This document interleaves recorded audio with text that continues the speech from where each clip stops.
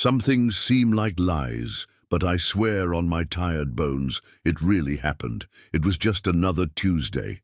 Clear skies, chilly wind tapping against the windows of mansions in a neighborhood where even silence seemed expensive. The streets were so clean you could eat off the asphalt. Grass trimmed with surgical precision, tall gates, stern-faced security guards, and the scent in the air, lavender and fresh money. But right there, in the middle of this postcard-perfect rich people paradise, was a scene no soap opera would dare write. A little girl sat on the sidewalk, dirty dress, sweaty hair matted to her forehead, and a pink backpack with a broken zipper. She didn't cry, but her eyes looked soaked from the inside. In her hand, a crumpled piece of paper.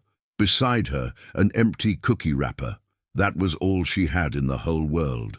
An elderly man with a white beard, walking a Labrador wearing a bow tie, bent down and asked, "Are you lost, sweetheart?" And she replied with a calmness that could break the hardest heart. "My mum left me here yesterday, told me to wait for her, but she didn't come back." I swear, even the dog stopped breathing for a second, because there are things no child should ever say.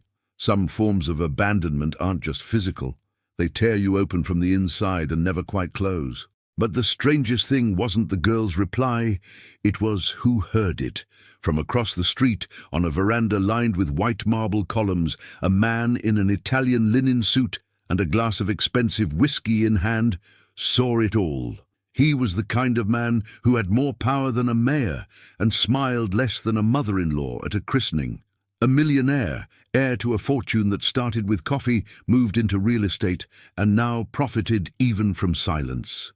They said he hadn't spoken to anyone in years, lived locked inside that mansion since losing someone no one quite knew.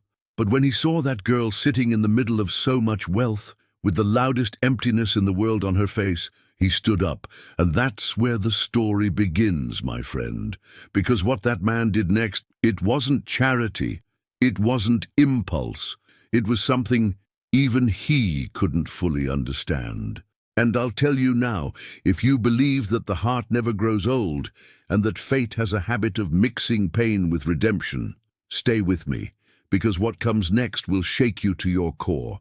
Go ahead and like the video, subscribe to the channel, and brace your soul, because today's tale will stir even those who think they've seen it all. The girl was still there, unsure whether to wait or give up.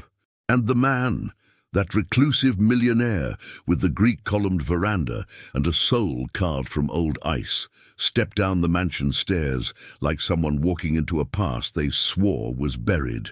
From the gate to the sidewalk, 34 steps. I counted, because every step he took was weighted with guilt and perhaps a forgotten name. He stopped just a few feet from her, said nothing. She looked up, no fear. She wasn't that kind. She had let go of fear after the last forced move, the last night without a bed, the last be right back that never returned. He cleared his throat, pulled a handkerchief from his pocket, and cleaned his glasses, as if trying to see better, not with his eyes, but with something inside him that had long since atrophied, his heart. "What's your name?" he asked, voice more hoarse than harsh. She hesitated, then replied, "Clara." "And your mom? Did she leave a note? A phone number?" She handed him the paper she'd held all day, a supermarket receipt. On the back, scribbled in hurried handwriting, "Be right back, stay here, Mommy loves you." That was it, just that. A sentence that hit harder than a punch to the gut. The man froze, read it again and again, then looked around. No one, just the cold wind and the distant bark of a spoiled dog. "Have you eaten today, Clara?" She shrugged. And that gesture, my friend, that shrug was a slow stab to anyone who still had a shred of compassion buried in their chest. He called for the driver, a bald, always polished man who looked like he'd walked out of a British movie. "Take her inside, feed her, find a nurse, or someone who understands children." Clara didn't react, just stood up, picked up her torn backpack, and got into the black car like someone who had nothing left to lose. But then came the strange part, my friend. As she climbed the steps of the big house, a portrait fell from the second-floor shelf, on its own, no wind, no touch, no one nearby. It was a photo of a girl, blonde, small, with the same crooked smile as Clara, but this one was framed, clean dress, bright home. The millionaire ran up, picked up the photo, sat on the couch, hands trembling, and whispered, "No, it can't be, because there are things we bury." But fate claws back up with its fingernails. And this girl, Clara, she was going to open a hole in that man that no amount of money could fill. The next morning, breakfast in that mansion didn't taste like coffee.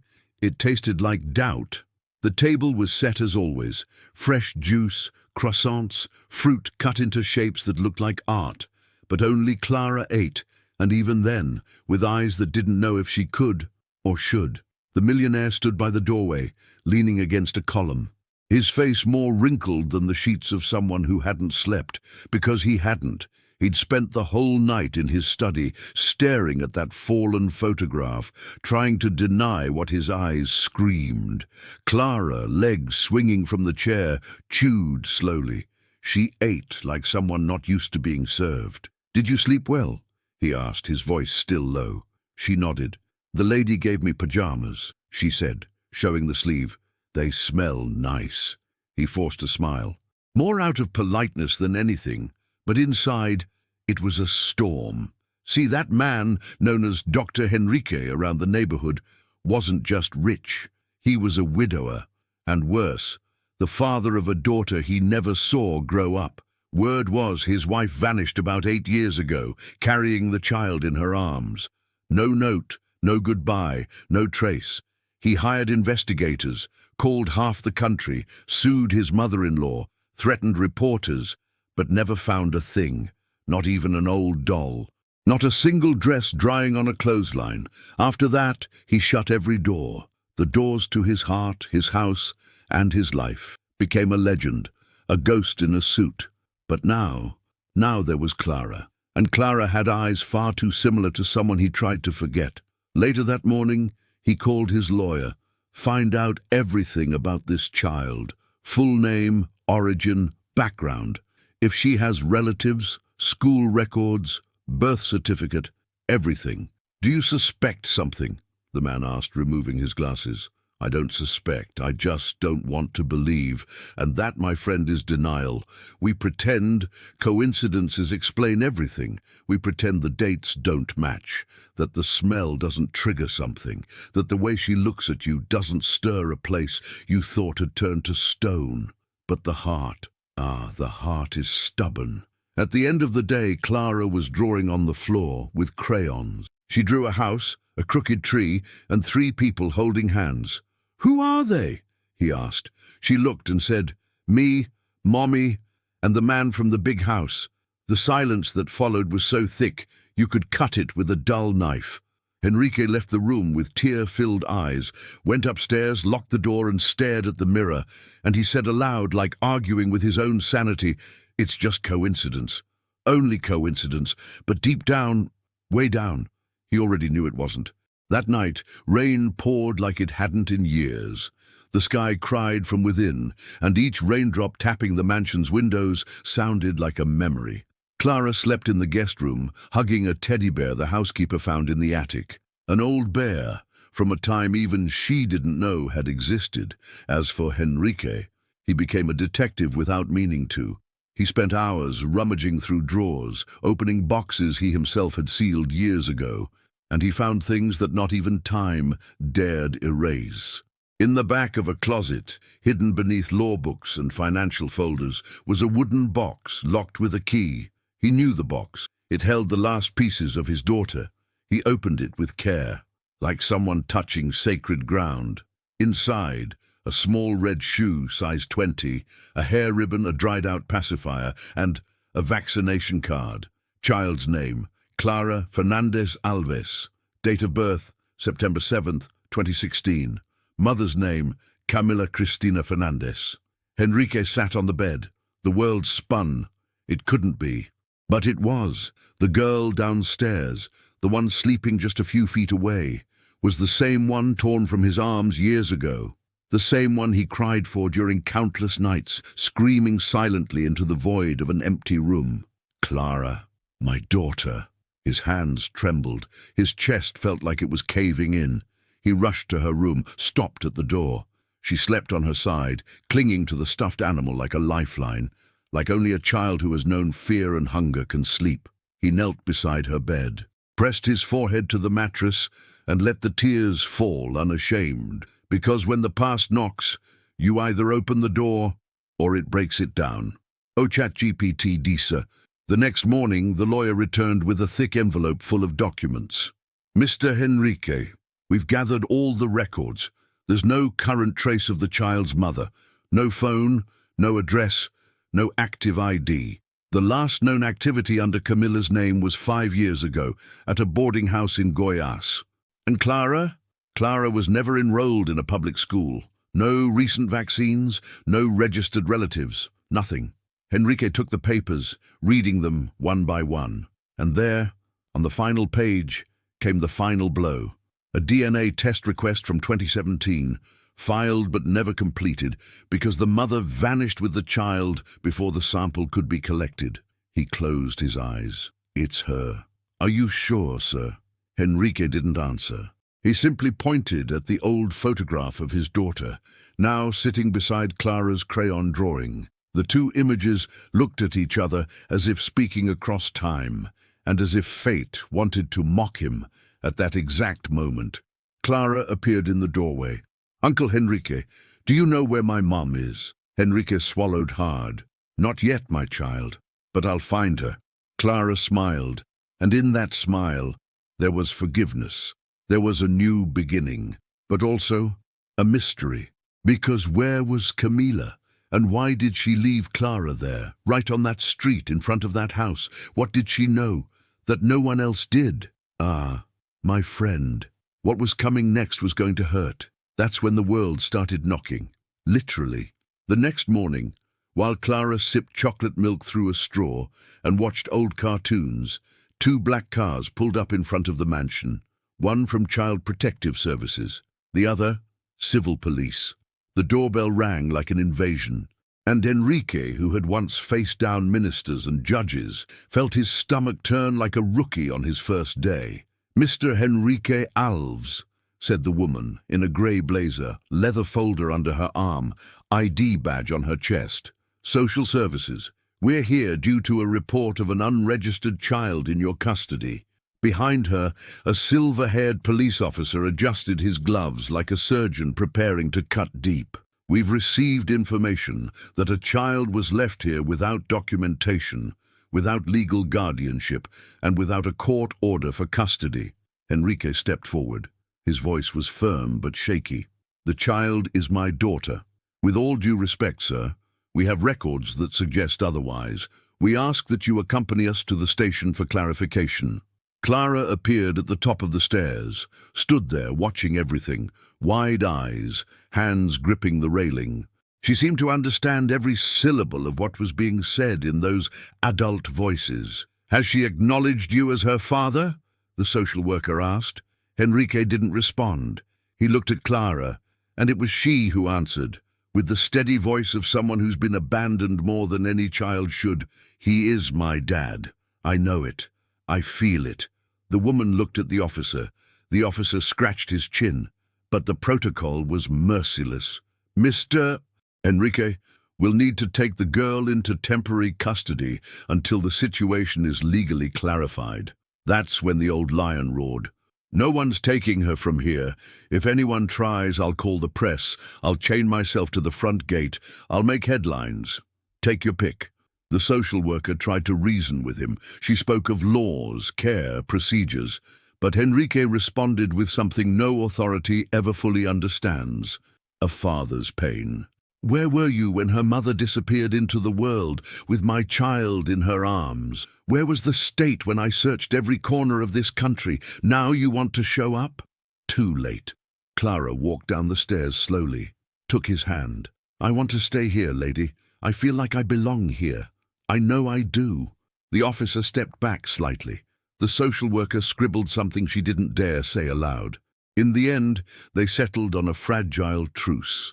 The child remains under your provisional custody, but she'll be monitored, and you will be investigated until her identity is officially confirmed. Enrique nodded.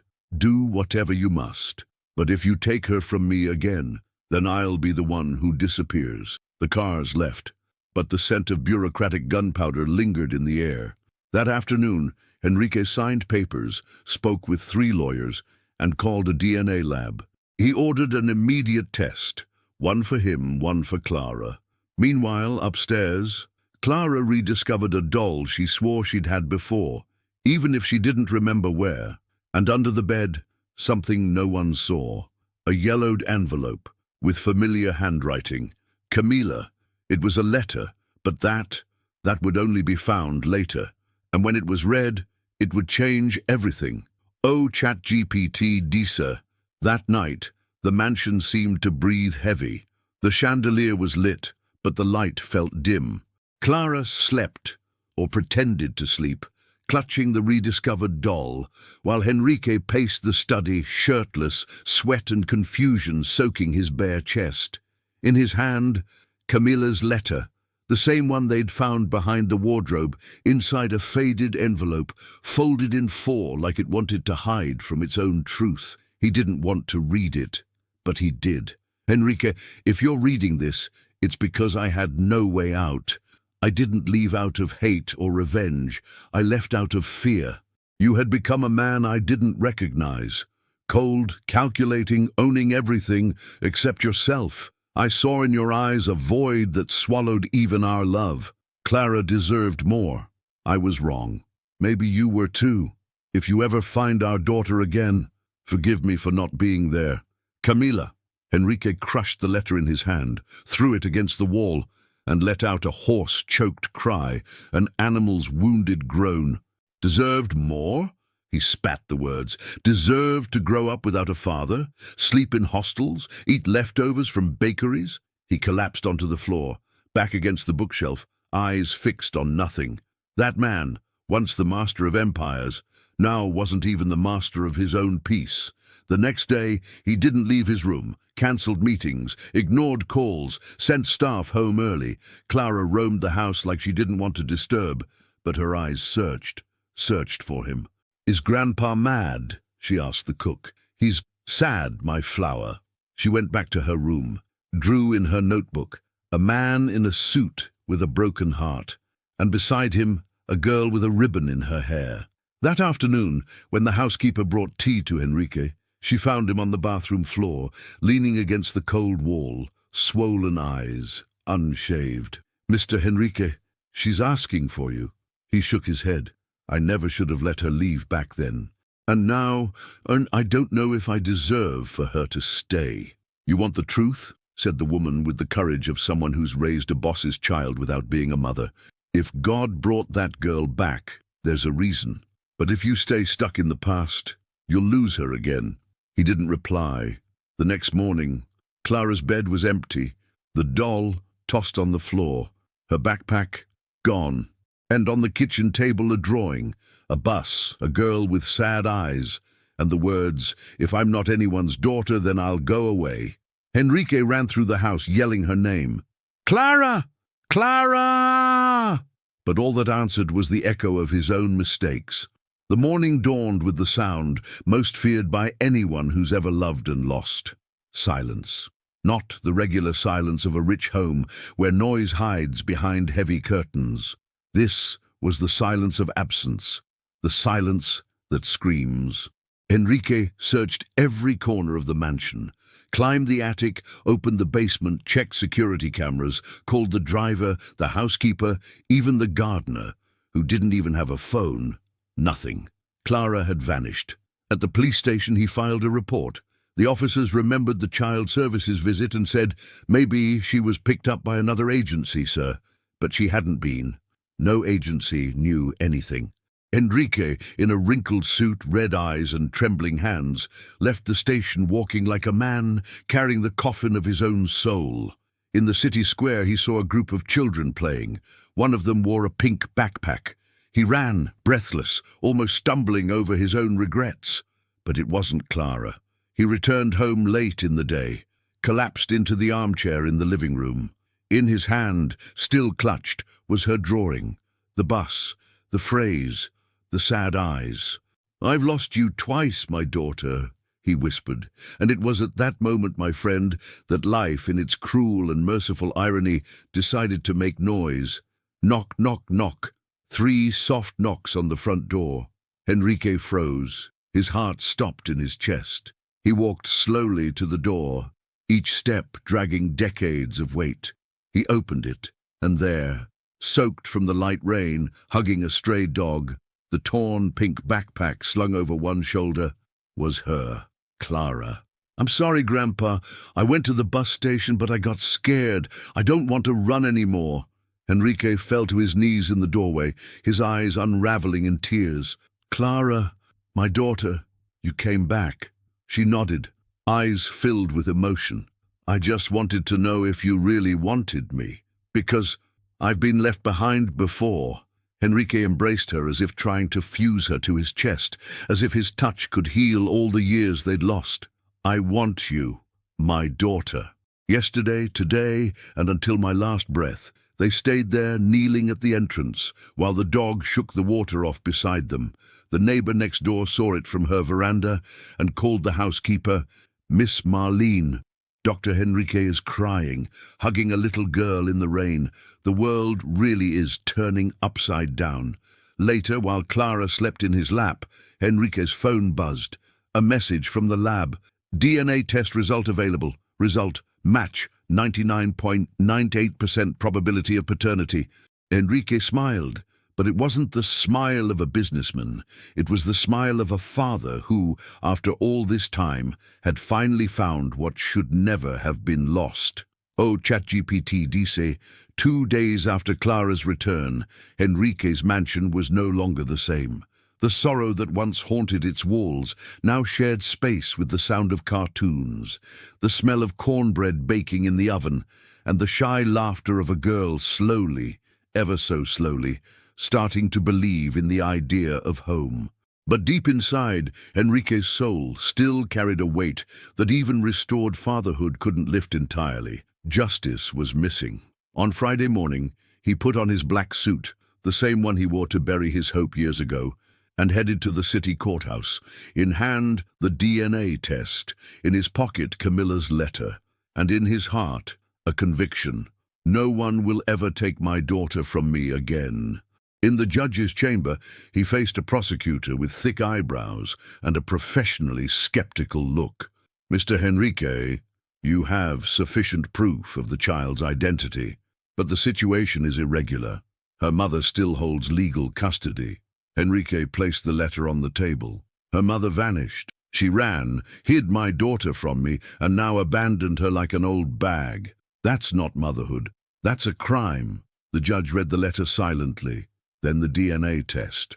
Took a deep breath. "Do you wish to initiate a motion for termination of parental rights and request sole guardianship?" Enrique nodded. "I want whatever it takes so she never feels like she belongs to no one again." Meanwhile, across the city, someone reappeared. Camilla. Yes, her. Disoriented, thin, dark circles under her eyes, wearing clothes that didn't match the woman who once lived in that mansion. She went to her mother's old house, now rented, and learned from neighbors that Clara was with her father. "He found Clara?" she asked, more to herself than to the others. "Didn't find her. Clara found herself, and looks like now she's finally got a home again," answered an old lady from the block. That same afternoon, Camilla showed up at the mansion's front door, swollen eyes, fragile body, and in her hand, an envelope. Enrique saw her through the window, came down the stairs in a rush. "What do you want?" Camilla took a deep breath. "To hand this over, and to ask for forgiveness." He took the envelope. Inside, a signed document. "I, in full consciousness, relinquish legal custody of the minor Clara Fernandez Alves to her biological father, Enrique da Costa Alves, understanding it to be in the child's best interest." Enrique didn't know whether to yell, cry, or collapse.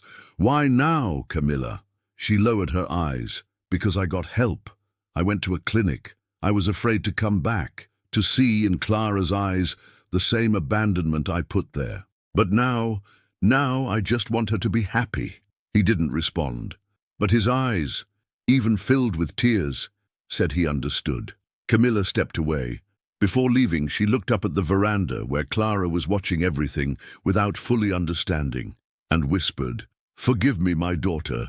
Henrique went up, hugged the girl tight, and whispered, "Now, my angel, now things will truly be different." The following week, the headline hit the newspapers: "Businessman reunites with missing daughter after years of searching. Mother abandons child, but destiny brings redemption." But what the article didn't say was what truly mattered. The justice that counts isn't the kind from courtrooms. It's the one that blooms when truth finds the courage to be spoken. Life, my friend, life has these ironies that only she understands. Henrique, once a titan of boardrooms and multi-million-dollar deals, now spent his mornings brushing Clara's hair before school, swapped his 6 p.m. whiskey for warm chamomile tea with milk cookies. The mansion that was once a mausoleum of longing had become a house scented with childhood, and most beautiful of all, he didn't just rebuild their routine, he rebuilt himself. He hired a pedagogue to assist Clara, replanted the garden, this time only with sunflowers, her favorite flower. And on one hallway wall, where there had been a cold European landscape painting, he hung her newest masterpiece, a crayon drawing of a man, a little girl, and a house with a heart on the roof. But it was in the long-locked basement of the mansion where the past finally found redemption. Henrique transformed the old storage room into something new, a place of welcome: shelves, floor cushions, toys, books, walls painted in warm tones. There he launched what he named Project Clara, a support center for children in situations of abandonment. "If I could find my daughter again, maybe I can help others still waiting to be found," he said in an interview. Volunteers began to arrive: psychologists, educators, artists.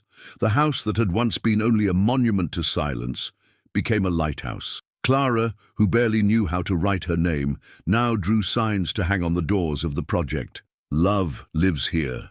Every child deserves a hug. If you're afraid, we've got a lap for you." And on a sunny Saturday, while she read her first essay aloud to a group of volunteers, Henrique stood at the door watching. On the paper she had written, "My name is Clara. I used to be alone in the world, but now I have a house, a dad, and a place where I can just be a kid. If you ever get lost, don't be afraid. Sometimes we find ourselves in the heart of someone we never expected." The crowd cried, Henrique too. But that time, the tears weren't from pain. They were tears of gratitude, and as if fate wanted to stamp that new beginning with one last symbol. In the same garden spot where Clara had once been abandoned, a single flower bloomed between the bricks. Against all odds, a sunflower. Henrique had a little fence built around it. He said that spot was where the past and future had embraced, and on a simple wooden plaque he had carved, "Here, pain took root, and hope became a flower. The end."